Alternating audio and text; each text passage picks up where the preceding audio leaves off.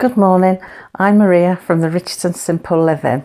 Today I'm going to talk a bit about gardening. How much space do you need to garden? What if you haven't got enough space? Can you grow food in a small amount of garden? A lot of people say that. A lot of people have saying, oh, I've got no room to have all the stuff you've got. And then I'm thinking, I haven't got enough room for all the stuff I've got. So are we even happy with what we've got? But the answer to that question is yes. I think you can grow food anywhere really, any amount of space you've got. I mean, yes, I've got a nice sized garden and I'm growing quite a wide variety of things. I do say about getting an allotment so I can grow like potatoes and the pumpkins, because my pumpkins have done nothing. They were bigger when they were in the greenhouse than what they are now. They're just yellow, and yet they're producing flowers, but they're not come away from the main plant. The main plant looks dead and awful, so we're not going to get no pumpkins this year. We'll leave them in, but we're not going to get no pumpkins, which is a shame. I'll have to buy some from the shop again. But never mind, it's an experiment. I think the sun has had them too much on the front. But anyway, aside from that, if I hadn't got all this room, what would I be thinking of doing? Well, if I'd got somewhere smaller garden, obviously I would be growing as much as I can in a much smaller garden. Sometimes people just got little gardens, like little lawns, and maybe you could grow things upright then, like along the edges, something like that. I've seen a lot of gardens where things grow upright, and if you've got little patio area near to your back door or whatever, you could probably get these stacking pots. I don't know if you've seen them. I've been looking at them recently actually on Amazon, because I was thinking about moving the strawberries from that patch, the new strawberries I've got from that patch, and putting them in stackers, because I've found that the ones I've got in pots grow really well. They're reasonably pest free. They're pretty good, and I think that's because they're off the ground and it's hard for anything to get in there. I don't recall seeing slugs there this year, although I think I saw one snail had managed to get in there, but he'd not done no damage. But I think that might be a lot better for my strawberries. And of course people grow herbs in stacking pots, all sorts of things, as well as flowers if you're into flower growing. Excuse me, I'm swallowing a lot today.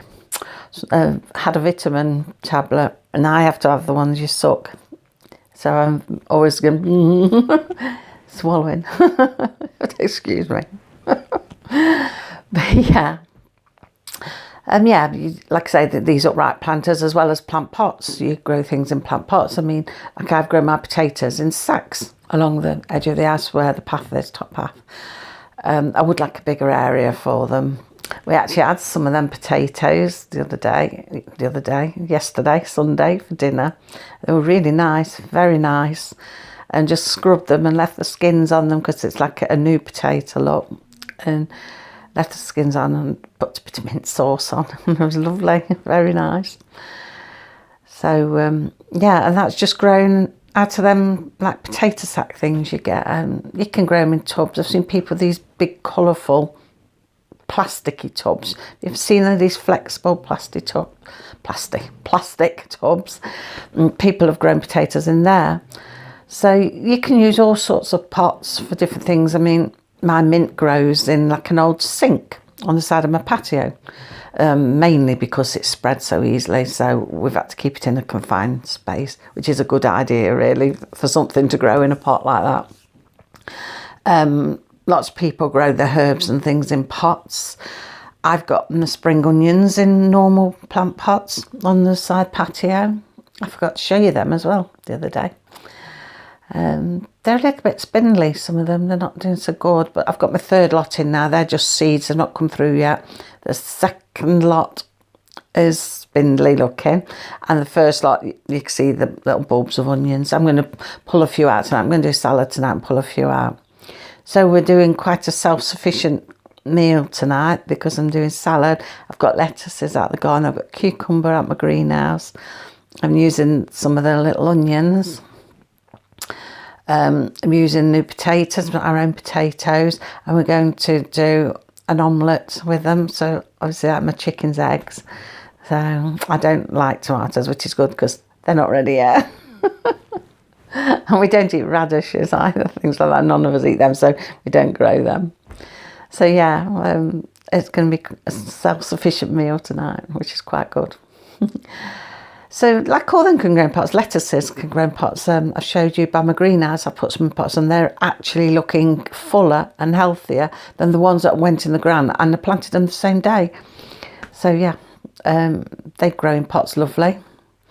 I imagine, so those lettuces I've got actually, because I keep saying the mini ones, are called Tom Thumb. I had a look the other day, they're Tom Thumb miniature lettuces, and they're just nice, they're just right for a salad meal. And they, I was thinking, would grow lovely in these stacker pots. So you could get enough stackers going up, you could put a variety of bits and pieces in and grow quite well in just one tiny corner. So if you haven't got no garden, you could do that quite easily. Trying to think, I've got a miniature raspberry bush in a pot, normal garden pot, and I've got blackberry bush in a normal garden pot. In fact, I split that last year, so I've 2 garden pots now.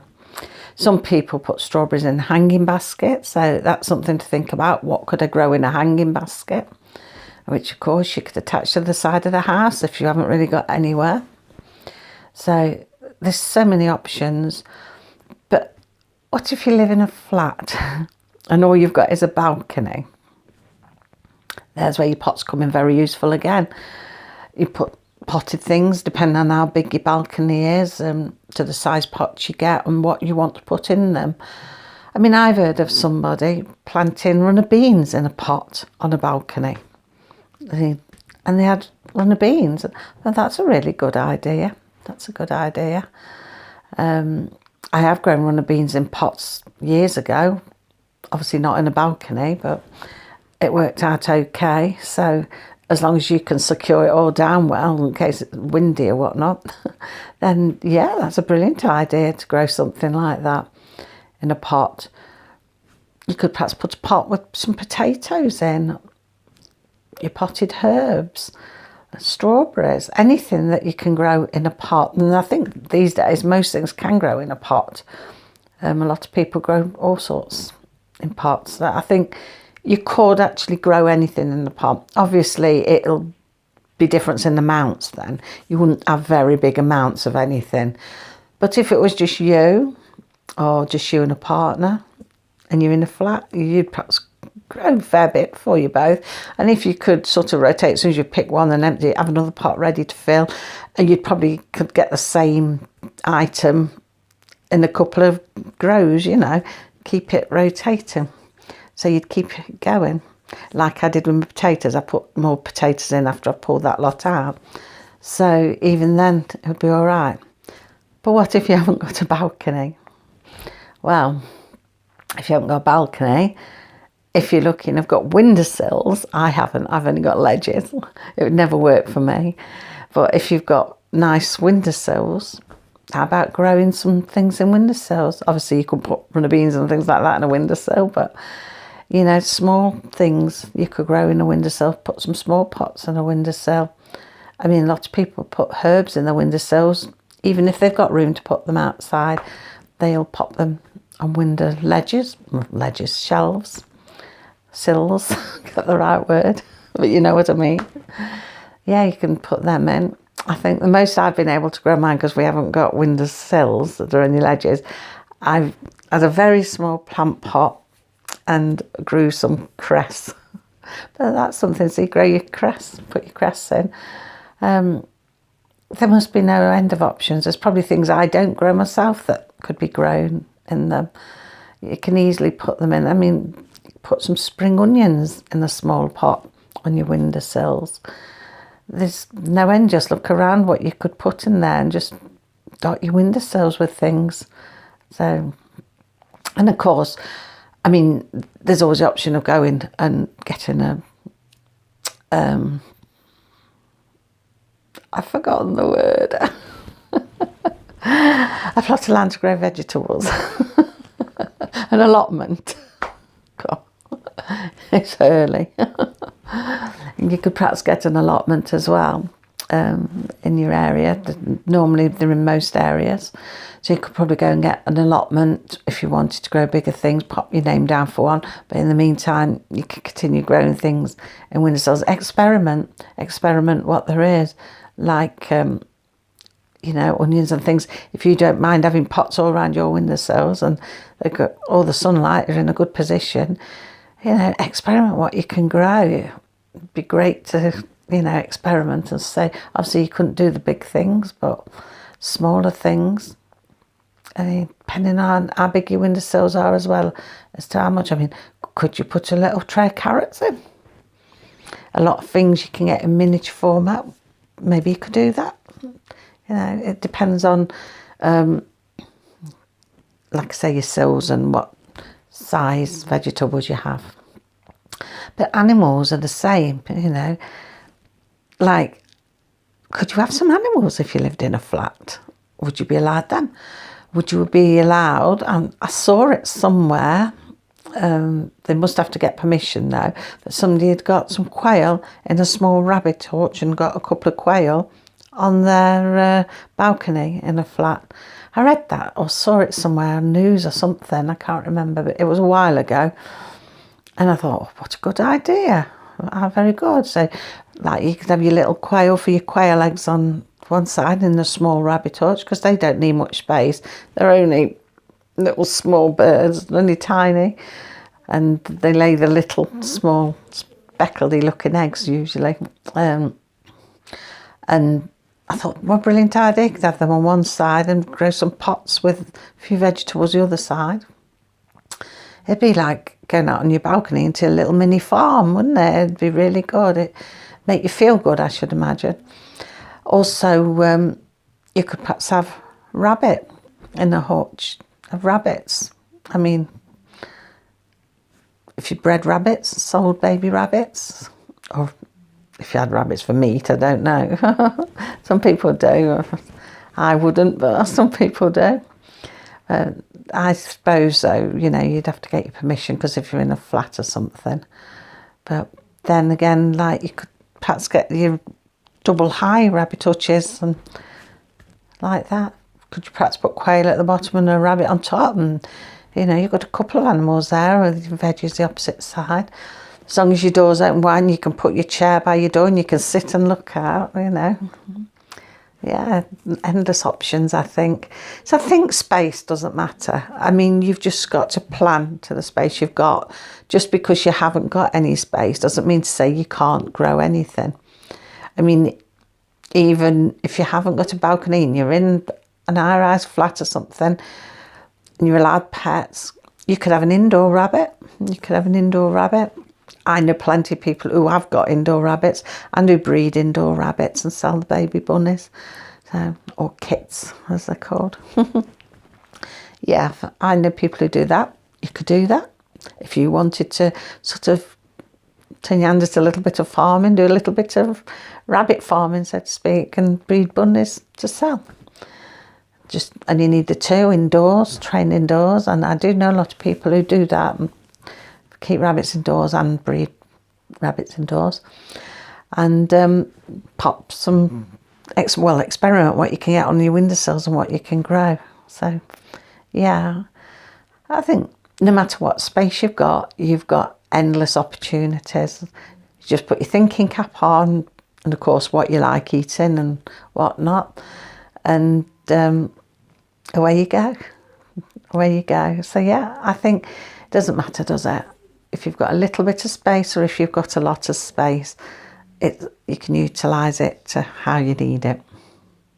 So yeah, I just thought I'd talk about that today, because I hear people say, oh, you've got a nice garden. No, I haven't got that much room. I couldn't do nothing with mine. But that's not true. You can't not do nothing with it.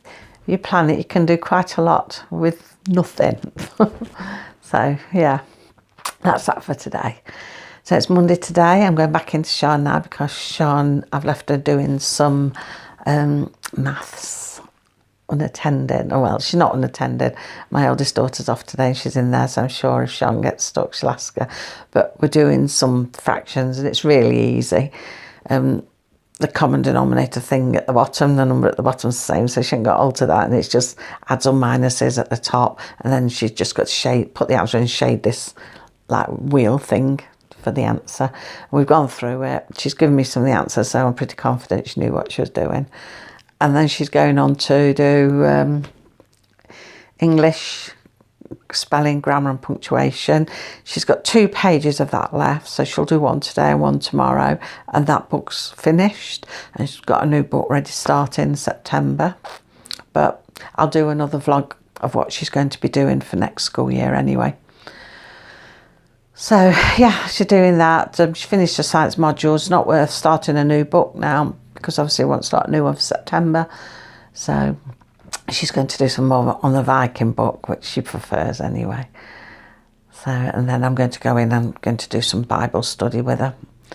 And she'll do some reading. Then I think we're off to the garden centre this afternoon, because I want to get some bits for the fish tank, because they've got the aquarium is at the garden centre. And my daughter also wants to get some wool for a crocheting project, my eldest daughter. And they've got a wool shop in the garden centre. It's got all different shops inside of one big garden centre. So we're off there this afternoon. So on that note, I'm going to love and leave you. Thank you for watching, and thank you to all my new subscribers. We do really appreciate you joining us, and I hope you'll stay with us. Shortly we're going to switch more to homeschooling vlogs again. Going to do a few more of them, but stick to them a bit and try and do some out and about things, what we do homeschooling out and about, but got to sort all that out yet. Don't know myself what we're doing yet. I don't know myself what I'm doing the next day, never mind today. So anyway, yeah, I'm going to love and leave you. I'll be waffling all day. Thank you everybody, and have a good day, and I'll see you tomorrow. Bye.